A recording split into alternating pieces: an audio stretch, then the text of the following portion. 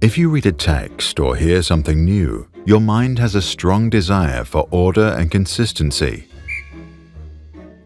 Now, the moment your brain holds two contradicting ideas, you experience distress. Your mind often resolves this problem by tweaking the ideas until they become consistent with the other stories you tell yourself to be true. Meat eaters, for example, who are confronted with new information of how their dinner came about, can either eat less meat, deploy strategies to cope with the new information, such as denial, or do a little bit of both. If two conflicting ideas are deeply ingrained in our identity, the mental imbalance can become overwhelming and intoxicate our thoughts, and as a result, we may believe even the most absurd conspiracy theories. To keep our sanity, it helps to learn about this phenomenon, known as cognitive dissonance.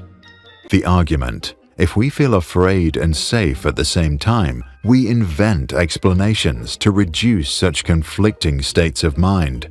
Festinger called this mental imbalance cognitive dissonance.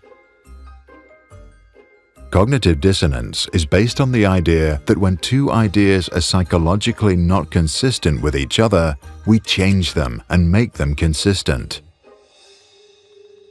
Festinger then examined whether a cognitive dissonance can be strong enough to believe in conspiracy theories even after they are proven wrong.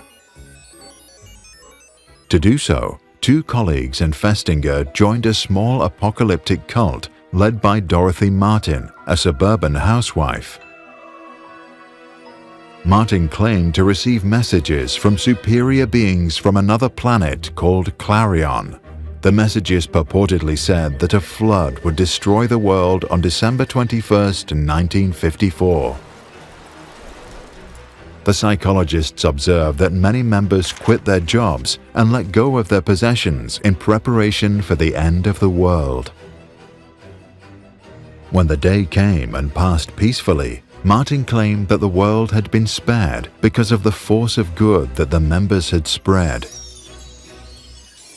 To cope with this situation and the heavy cognitive dissonance it produced, the psychologists hypothesized that the members had two options.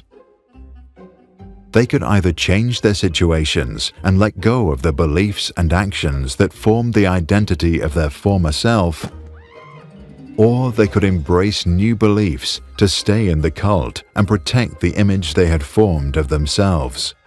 And that's exactly what happened.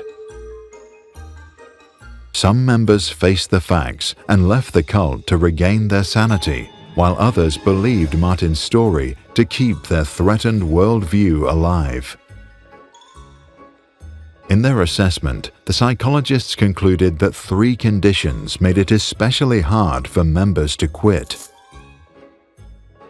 1. If the members had deep convictions that were relevant to their everyday routines. 2. If they had done things that were difficult to undo. 3. If they received social support from other believers. Leon Festinger later wrote, "A man with a conviction is a hard man to change. Tell him you disagree and he turns away. Show him facts and he questions your sources. Appeal to logic and he fails to see your point." What are your thoughts? Do you have an idea how we can change our and other people's minds? If reason falls on deaf ears, can experience maybe do the trick? Share your thoughts and experience with cognitive dissonance in the comments below.